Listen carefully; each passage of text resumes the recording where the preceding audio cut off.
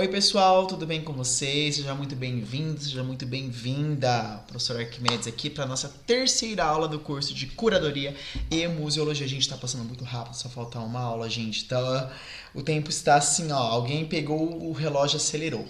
Bom, como vocês perceberam, essa aula ela será gravada. Ela foi gravada com todo carinho, tá? Tô usando aqui todos os meus recursos possíveis e imagináveis para poder gravar essa aula, devido ao nosso feriado, tá? Hoje a gente comemora nacionalmente o Dia da Consciência Negra, beleza?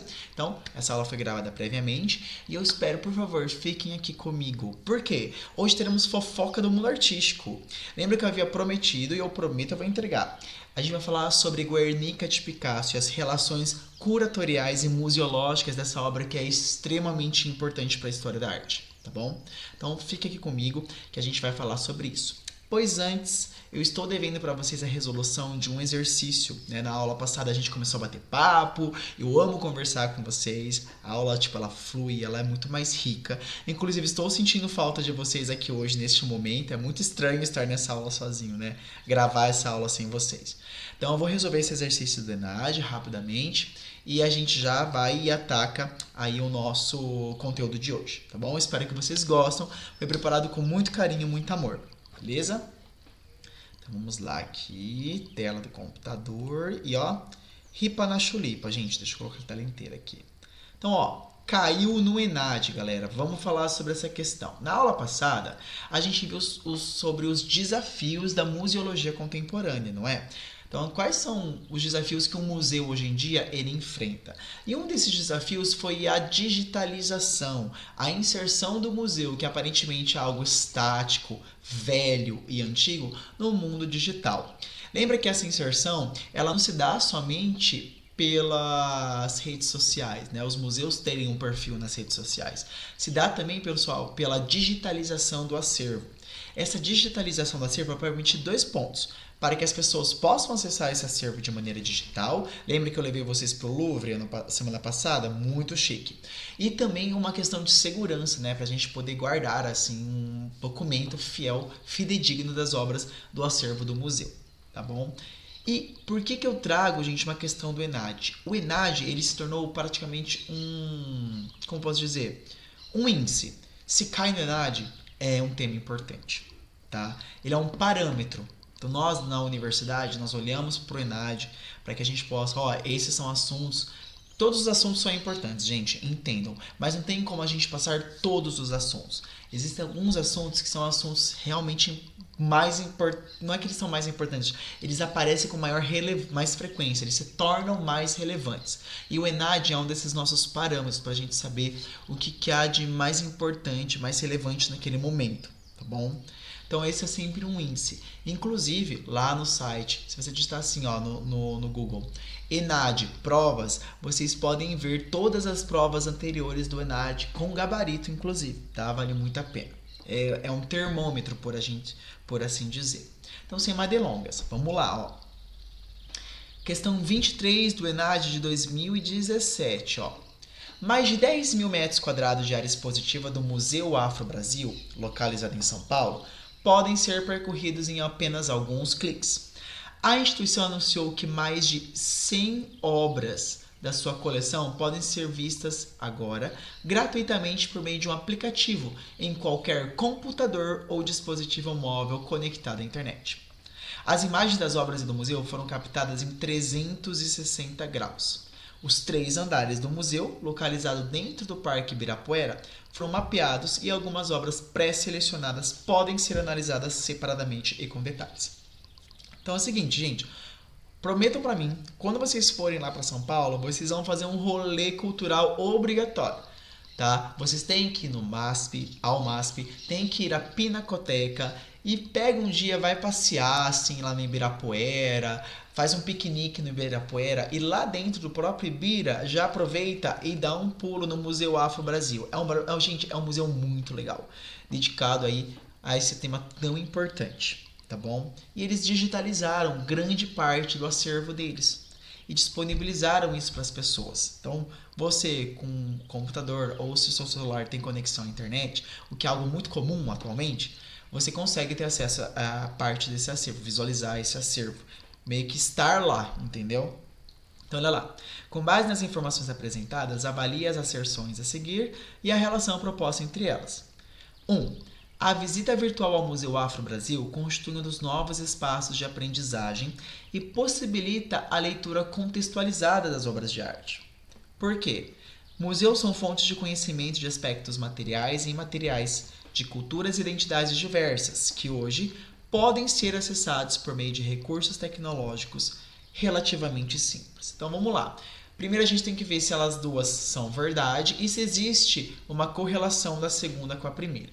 Então primeiro, gente, a visita virtual ao Museu Afro-Brasil constitui um dos novos espaços de aprendizagem.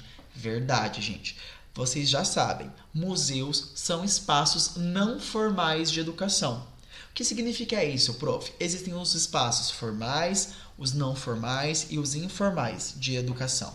Os espaços formais é a escola, é a universidade, é onde existe um currículo por trás daquilo que é aprendido, daquilo que é transmitido. Tem hora para entrar, hora para sair. Então você tem um conteúdo, você tem atividades a realizar sobre aquele conteúdo, você tem aula sobre aquilo, isso é um espaço formal. O museu se encaixa como um espaço não formal. Não existe todas essas regras, mas você consegue acessar, ele te propõe educação. Ele está através da arte, através da cultura, através de uma exposição, através de visitas guiadas, através de, como é que fala? Ações educativas que o próprio museu se propõe a fazer com a comunidade. Então lá é um espaço não formal de educação. Espaços informais, pessoal, é a nossa casa, é o nosso dia a dia, é o nosso trabalho. Ou, por exemplo, ninguém te ensinou lá na escola a trocar de roupa, a amarrar o cadarço.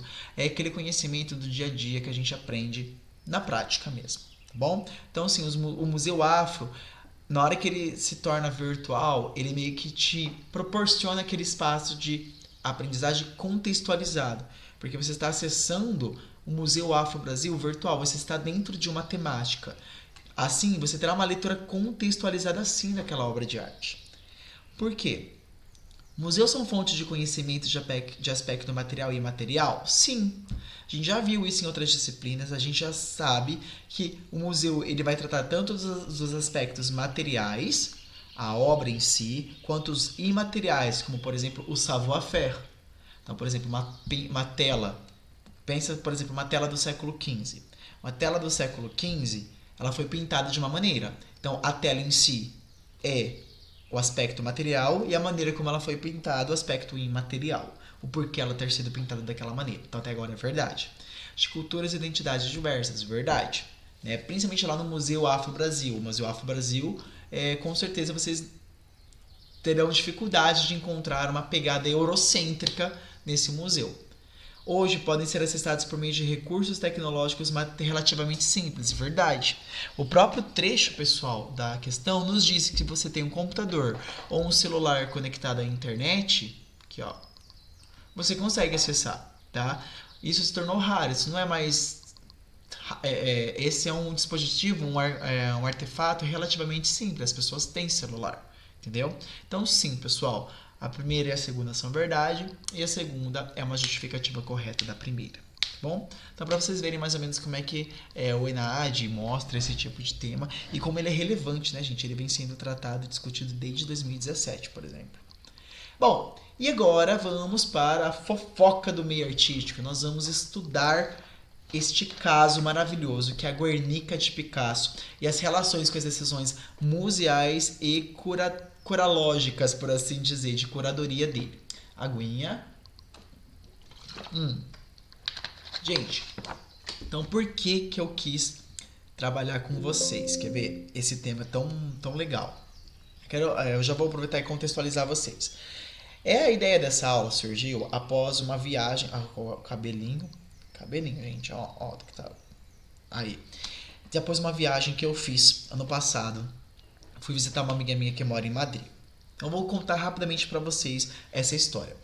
Essa minha amiga, Carol, a gente se conhece desde quando ela era adolescente. Eu era um pouco mais jovem, né? Eu tinha meus 20 anos, a Carol tinha lá os seus 14, 15, então ela estava no ensino médio, a gente fazia francês juntos.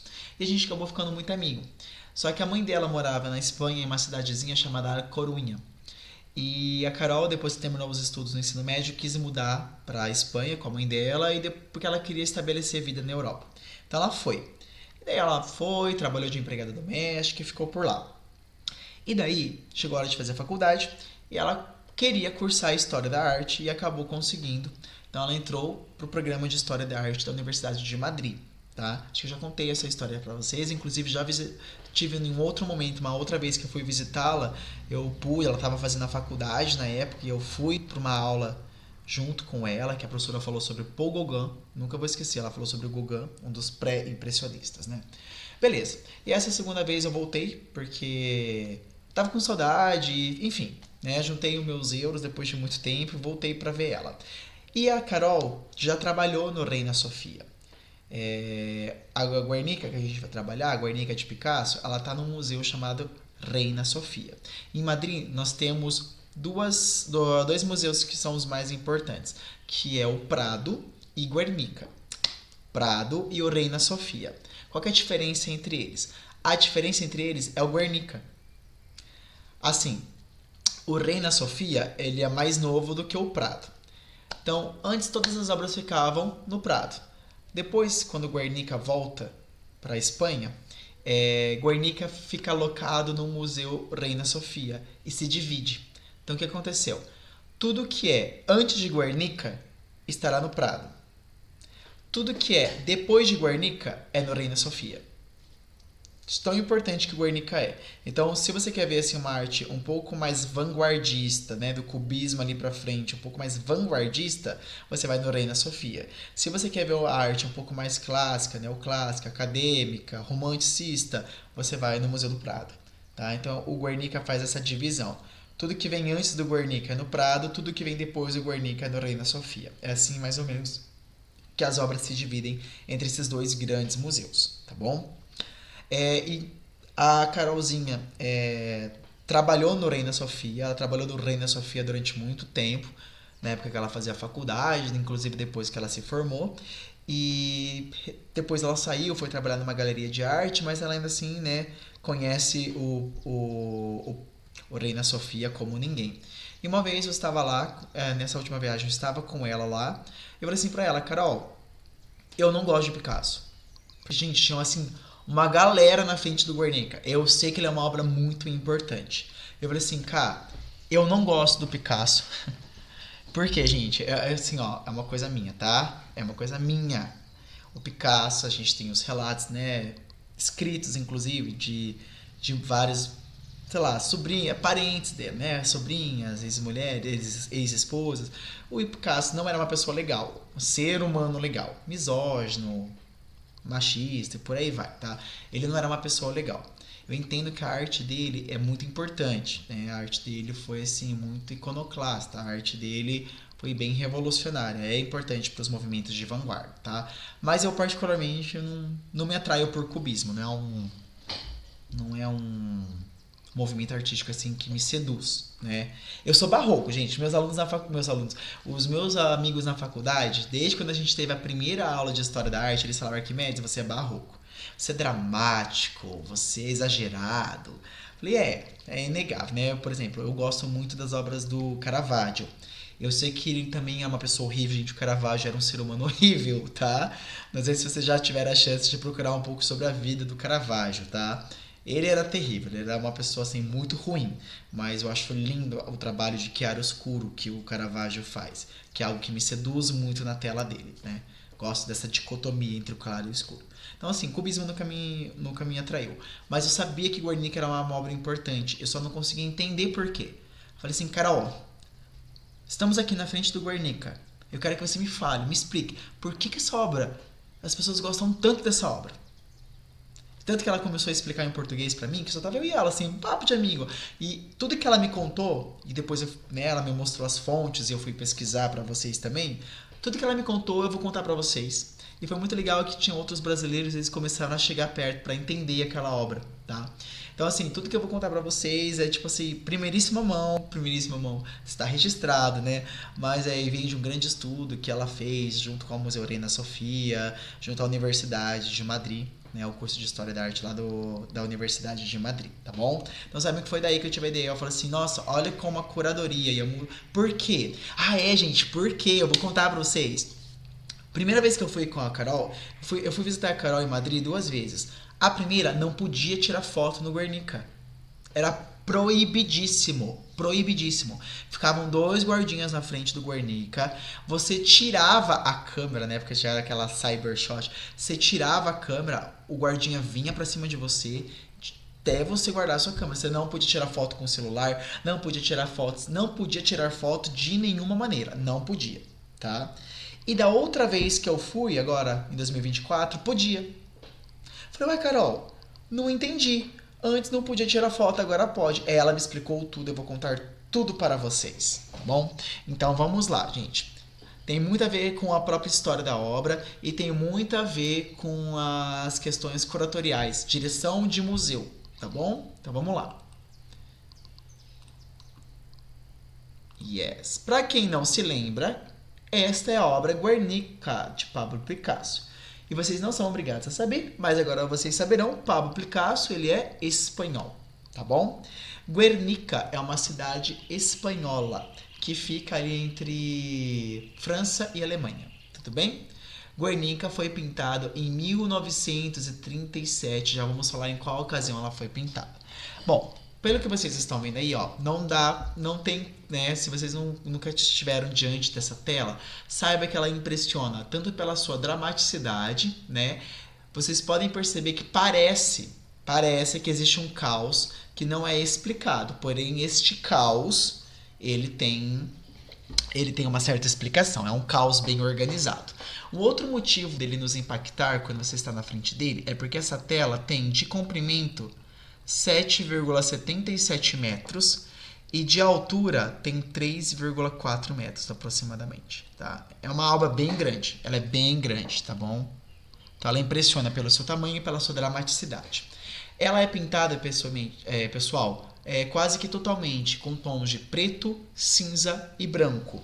Existem também alguns tons de bege e de azul, beleza? Somente essas cores. Eu trouxe essa obra em preto e branco para vocês, né? Eu saturei ela para ficar em preto e branco, para que vocês vejam com mais assertividade todos os detalhes que eu quero que vocês vejam.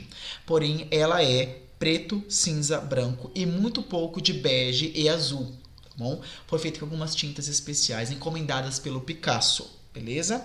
Então vamos lá, vamos começar. Temos que passar por um contexto histórico para que vocês possam entender a obra com mais assertividade. Se vocês repararam, eu sinalizei aqui, ó, ela foi pintada em 37, mas a gente tem que entender o que aconteceu aqui, ó, nesse período em que ela foi pintada. Em 1918, pessoal, nós vimos o quê? É o fim da Primeira Guerra Mundial. Em 45, nós temos o começo da Segunda Guerra Mundial. Entre 36 e 39, a Espanha vive o que nós chamamos de Guerra Civil Espanhola, tá? Aí entre o fim da Primeira Guerra Mundial e o início da Segunda Guerra Mundial, nós vemos a ascensão de uma ditadura na Espanha, a ditadura de Francisco Franco, ou o franquismo. Na verdade, é importante a gente contextualizar vocês, né? Nessa época, se vocês se lembrarem das aulas de histórias, aí em 1845, nós vemos uma ascensão dos movimentos fascistas na Europa. Então a gente vai ter a ditadura de Salazar em Portugal, a gente vai ver Franco na Espanha, Hitler na Alemanha, Mussolini na Itália, Getúlio Vargas no Brasil, Pinochet um pouco depois, Pinochet ali um pouco depois, ali no Chile. Então a gente vê uma ascensão dos movimentos fascistas e a Europa foi o precursor disso. Porém, olha só, gente, olha como o povo espanhol sofreu.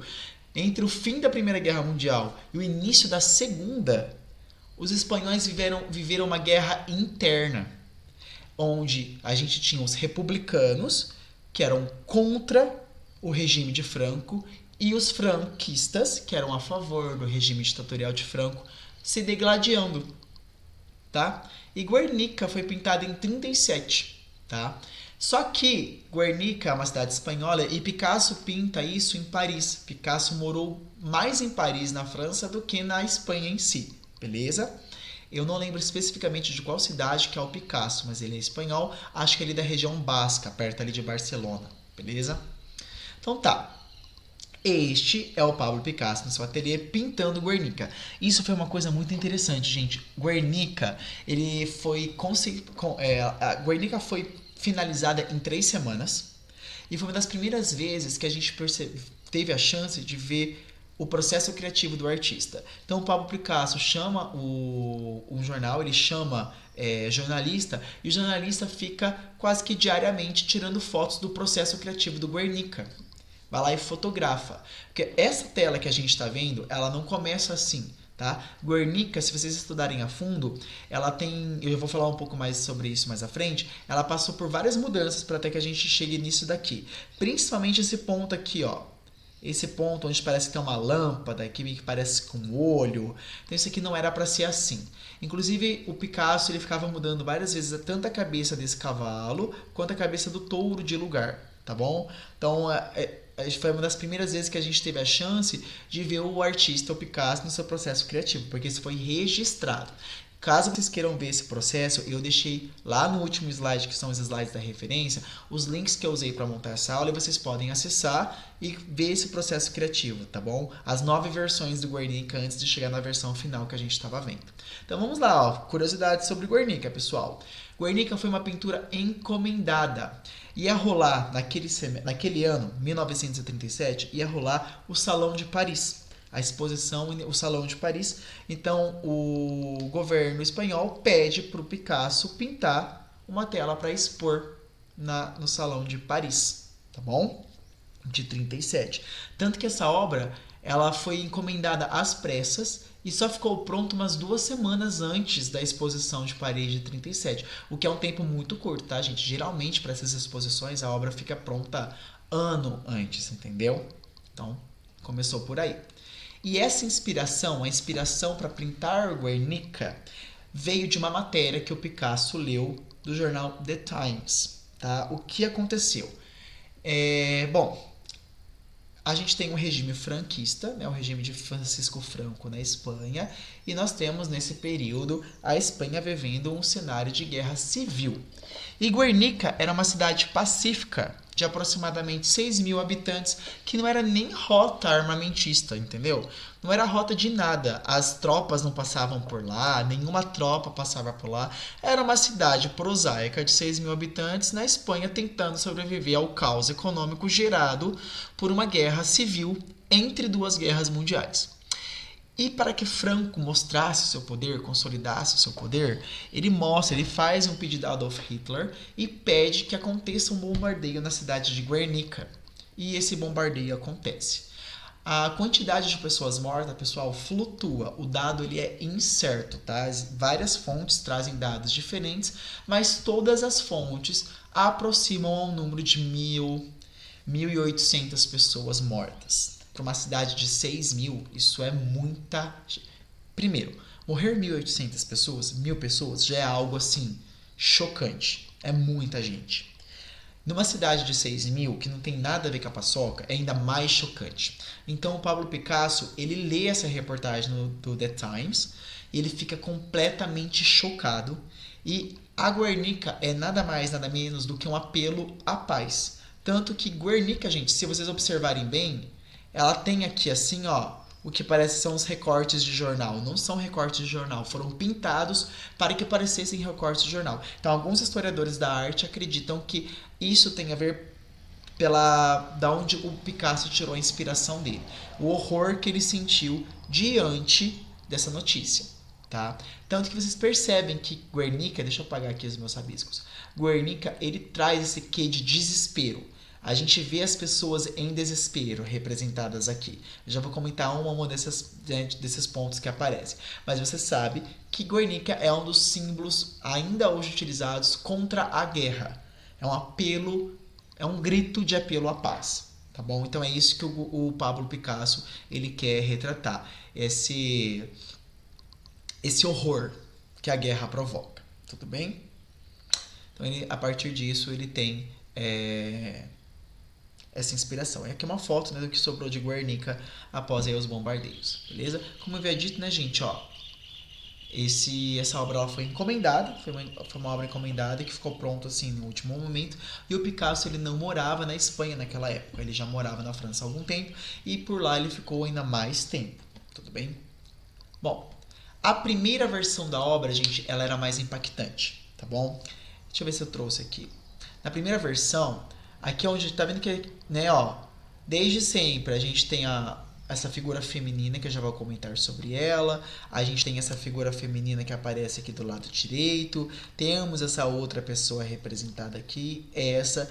Porém aqui no centro, vou até colocar aqui de outra cor, ó. Observe que isso muda, ó. Cabeça de touro, ela sempre esteve aqui. Mas olha como o cavalo estava numa posição diferente. O cavalo e o cavaleiro estavam numa posição diferente. E aqui em cima, a primeira a gente vê aqui, ó, onde eu fiz onde eu fiz aquele círculo, né? Mas que agora eu já rabisquei um monte aqui, ó. Aqui é onde tem esse círculo vermelho. Aqui, ó. Observe que a gente tem tipo um punho, né? Um punho segurando umas flores e tudo mais. Essa ideia do Picasso era de representar a luta popular, né? No meio da Guerra Civil Espanhola, tudo bem? Então, no final, ele optou por isso não aparecer e aparece aquele olho, barra lâmpada, barra luz, tudo bem? Então, observe que o Picasso tinha uma versão um pouco mais chocante ainda e que depois ele suavizou, tá? Ele mudou de ideia aí durante o processo criativo dele, tá? O Picasso ele não quis encomendar a obra.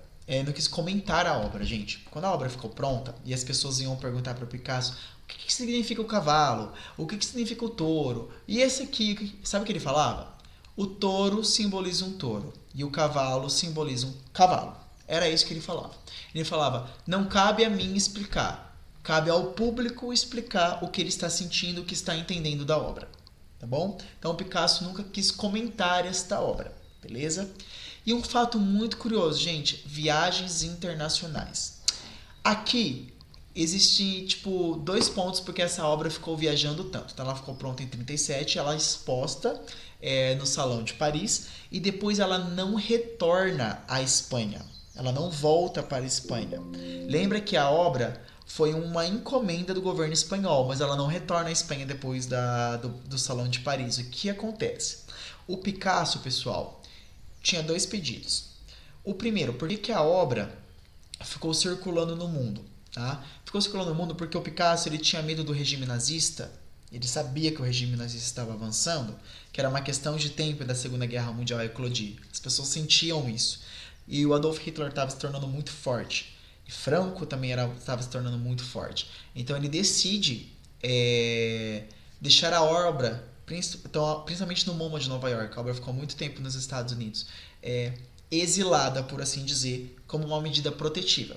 Um outro motivo da obra não ter regressado para a Espanha foi um pedido do próprio Pablo Picasso. Ele disse que a obra só deveria voltar para a Espanha quando a Espanha voltasse, o reino da Espanha, né, voltasse a ser uma república, ou seja, na hora que a ditadura de Franco acabasse. Tanto que a obra só volta literalmente para a Espanha em 1981. Tá? Então a ditadura do Franco durou muito tempo na Espanha. A obra só retorna em 1981. Tá bom? E quando ela volta, ela fica um tempo no Prado e depois ela é transferida para o Reina Sofia e lá está até hoje. Então, esse foi são os dois motivos que fazem a obra não voltar para a Espanha imediatamente. E com isso, a obra passa também pelo Brasil. Quem teve bastante contato com essa obra do Picasso quando passou aqui no Brasil, que inclusive foi exposta na segunda Bienal de São Paulo, que ficou conhecida como a Bienal do Picasso, foi o Cícero Dias e alguém muito importante, o Portinari. Tanto que o Cícero Dias também, tá? Mas o Portinari a gente vê isso bastante. O jeito dele pintar muda depois que ele vê o Picasso. Depois que ele vê Guernica de Picasso, a maneira com que o Portinari pinta muda, tá? Então são dois artistas aí brasileiros que estiveram diante do Guernica quando ela foi exposta aqui no Brasil e mudaram seu jeito de pintar após o contato com a obra. De tão importante que ela foi, porque realmente, né, gente, na hora que você vê uma tela de 7 por quase 4 metros daquele drama, te comove, ainda mais sabendo da temática que é, né? Então assim, esse é um fato curioso. Bom, e agora nós vamos entrar aqui na fofoca, por assim dizer. Eu dei toda essa volta, contextualizei vocês, mostrei porque Guernica é importante para a gente chegar nesse ponto. A obra quase foi destruída em 1974, quando ela estava lá no MoMA de Nova York, tá? Já vou falar da fofoca, gente, ó, esqueci. Vamos falar dos elementos de Guernica, tá? Antes da gente ir pra fofoca. Gente, vocês já repararam que aqui no centro, ó, então vamos lá. Primeiro, a gente tem uma mulher que segura uma criança em seus braços, tá? Guernica tenta retratar o bombardeio que Guernica sofreu, que a cidade de Guernica sofreu. Então é como se você estivesse dentro daquele momento em que Guernica está sendo bombardeada. Então você imagina, né, gente, uma cidade de 6 mil habitantes, você olha para cima, você vê vários aviões jogando bombas em você, né? O horror que isso deve ser. Então a gente tem uma mãe que segura uma criança morta nos seus braços. Isso também alguns historiadores acreditam que é uma referência direta à Pietà de Michelangelo, tá bom? Tanto que as posições são muito parecidas. Nós temos também aqui, ó, esse carinha que está caído aqui, ele é o cavaleiro que estava montado no cavalo. Tanto que em outras versões a gente vê isso meio que inverso, né? A gente vê o cavalo caído, né, nos estudos do Picasso para chegar aqui nessa versão final. A gente também vê mais duas mulheres aqui que agonizam e uma quarta mulher aqui, ó, que agoniza diante do que a gente parece ser algo pegando fogo. Então a gente vê o desespero. E agora a gente vem para umas partes um pouco assim mais simbólicas, tá bom? Que os historiadores da arte se debatem porque o Picasso nunca quis comentar. Na Espanha de Franco, o touro era utilizado para representar Franco, tá? E o cavalo simbolizaria a revolta popular, os republicanos que eram contra o franquismo. Tanto que vocês podem ver que o touro está numa posição meio que acima da mulher, está numa posição isolada no canto superior esquerda. O nosso olho, gente, nós somos ocidentais, a gente lê da esquerda para a direita, de baixo para cima. Então, qual que são os pontos focais? Na hora que você olha para Guernica, você vai ver o cavalo, você vai ver essa lâmpada ou olho, e de repente você vai olhar para o lado esquerdo, você vê o touro, você vê, entendeu? É o movimento que o olho faz. Então acredita-se que o touro seja uma representação de Franco, da ditadura de Franco e do cavalo da revolta popular. Acredita-se também que o touro possa ser uma referência à Espanha, né, as touradas e tudo mais. Então também por isso uma referência a Franco. Essa lâmpada, algumas pessoas falam que é um olho, algumas pessoas falam que é uma lâmpada, fica incerto. Mas dá a impressão de que essa lâmpada representa uma bomba explodindo dentro da tela, tá vendo? Seria a bomba explodindo, por assim dizer, tá bom? Inclusive, né, a gente vê esse triângulo aqui de sofrimento, né, provocado ali pela bomba. E é a lâmpadazinha aqui simbolizando a modernidade. A guerra traz os horrores, mas a guerra também traz a modernidade, por assim dizer, mesmo que seja a força. Então são alguns dos simbolismos. Existem outros, tá, pessoal? Por exemplo, a gente tem as flores, que ó, como símbolo de resistência e tudo mais. Existem vários símbolos escondidos, símbolos e significados aqui dentro da obra do Picasso, tá bom? Esses são os principais, por assim dizer. Bom, então olha só. A obra quase foi destruída em 74, é a hora da fofoca. Se você não estava olhando pra tela, gente, pega a pipoca que lá vem fofoca. Essa fofoca aqui é a boa, tá bom? Olha lá.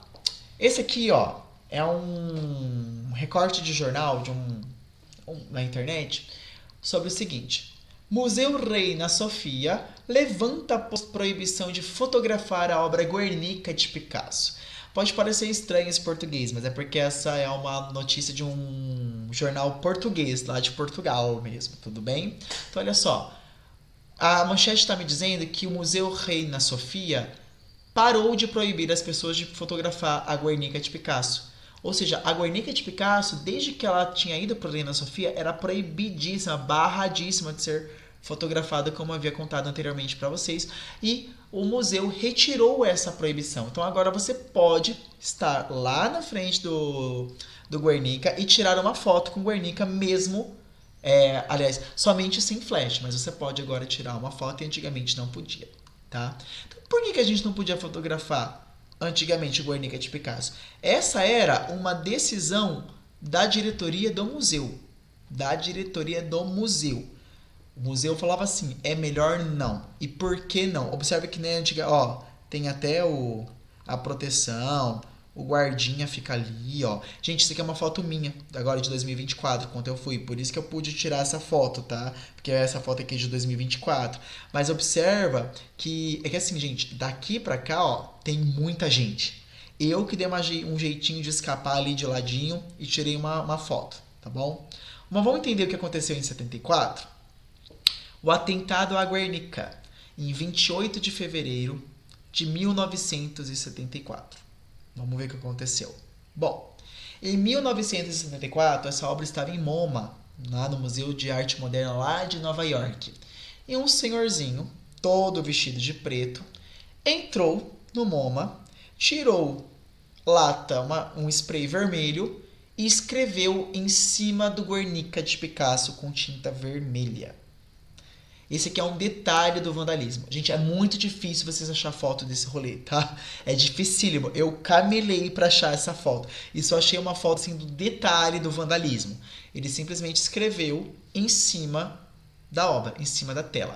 Mas, teacher, naquela época não tinha fiscalização. Gente, a fiscalização não era, tipo, nada parecida com o que era hoje, tá? Pelos relatos que eu li, né? Pelas fontes que eu consultei. Existia, tipo assim, uma segurança, tipo assim, você entrava, as pessoas meio que não te revistavam, entende? Então ele entrou com algumas latas de tinta vermelha, spray de tinta vermelha, e escreveu em cima. Mas, prof, conta a fofoca inteira. Quem escreveu, por que escreveu, o que aconteceu com ele? Bom, quem escreveu foi esse senhorzinho, o Tony Shafrazi, tá bom? Ele é de origem iraniana, mas ele já morava nos Estados Unidos. Inclusive, depois, gente, ele conhecia o Andy Warhol, tá bom?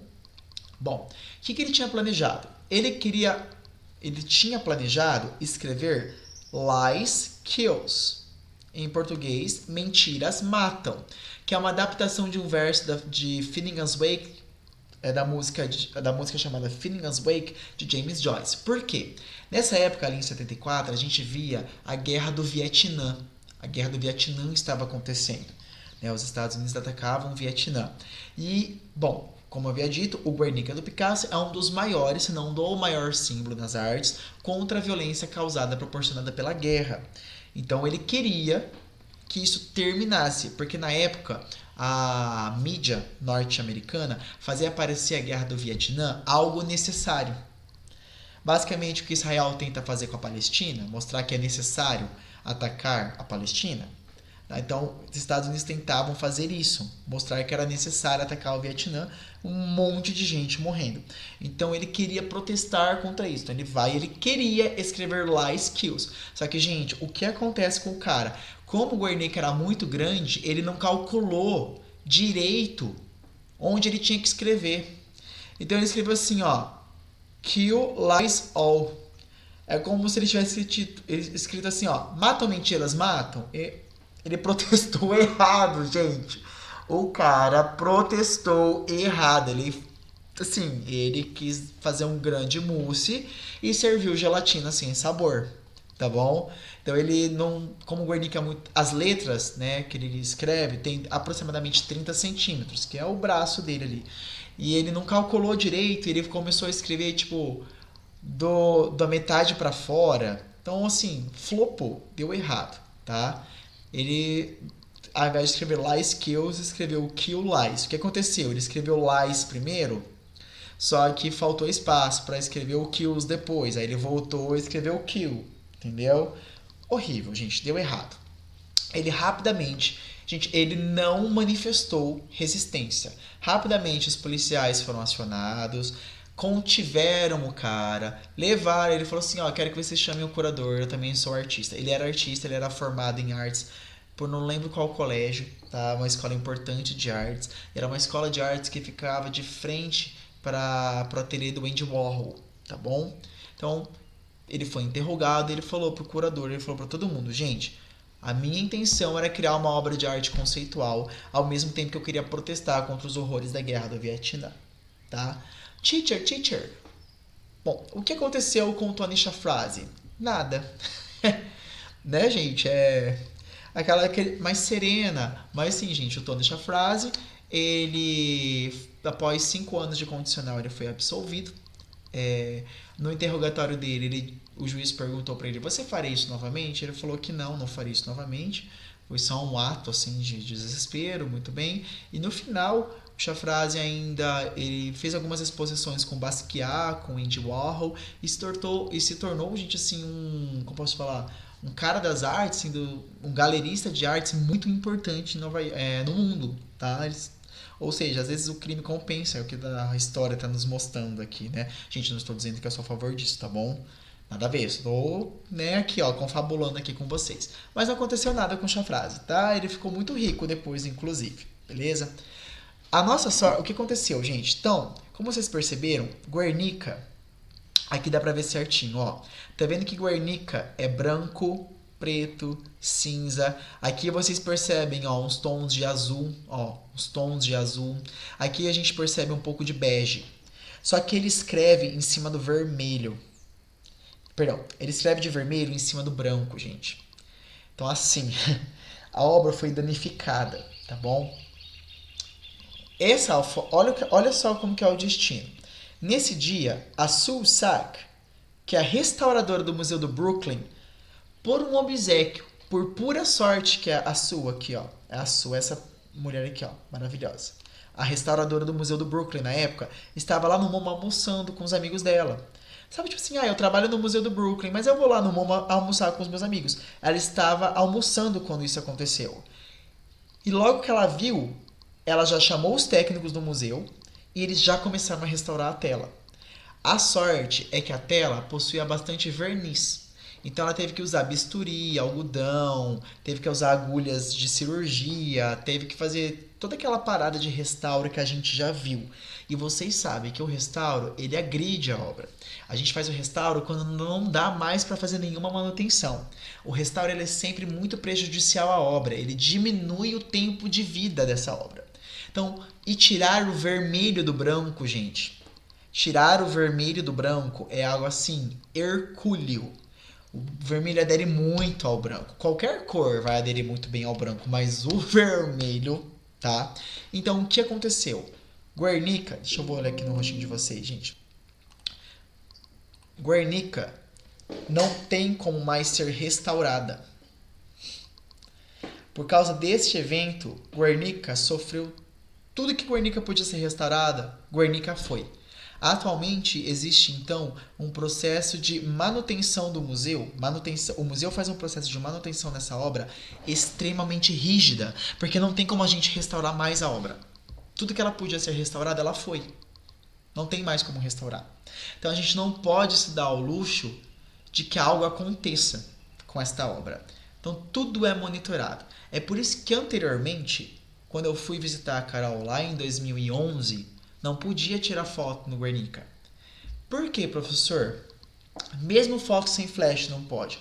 Quem fez as aulas de conservação, de restauro comigo, já sabe. O flash, a luz, junto com a temperatura e a umidade, agridem a obra, né? Tiram o poder, enfraquecem a tinta, faz a obra viver menos tempo. Tá? Então esse era um dos motivos também.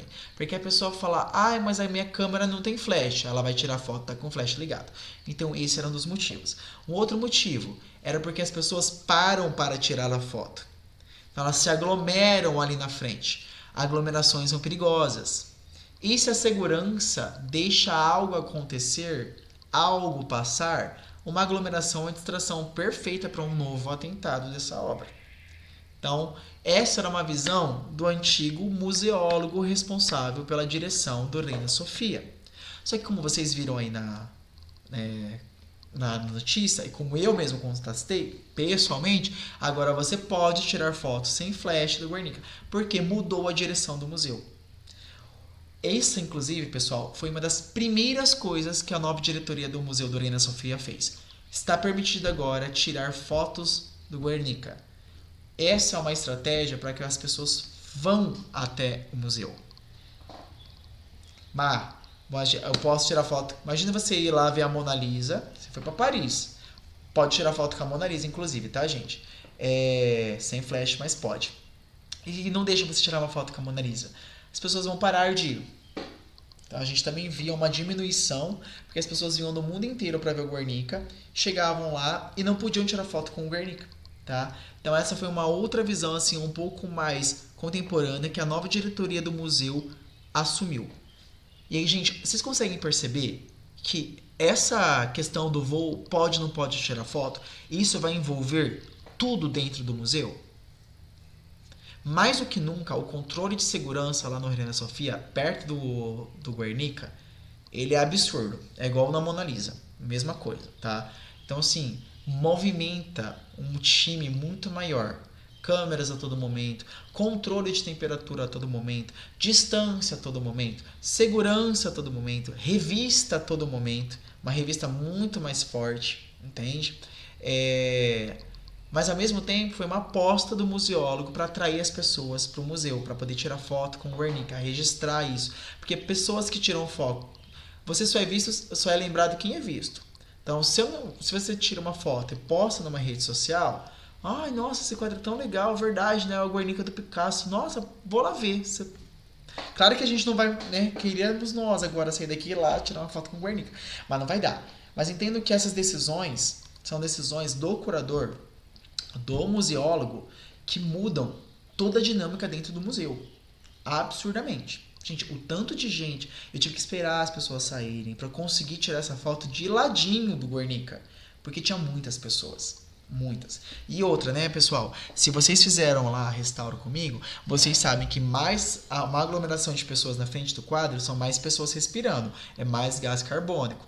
Gás carbônico é um gás que, se a umidade não estiver correta, ela começa a gerar uma certa acidez. A acidez, dependendo da tinta que foi utilizada, começa a deteriorar o quadro ainda mais rápido.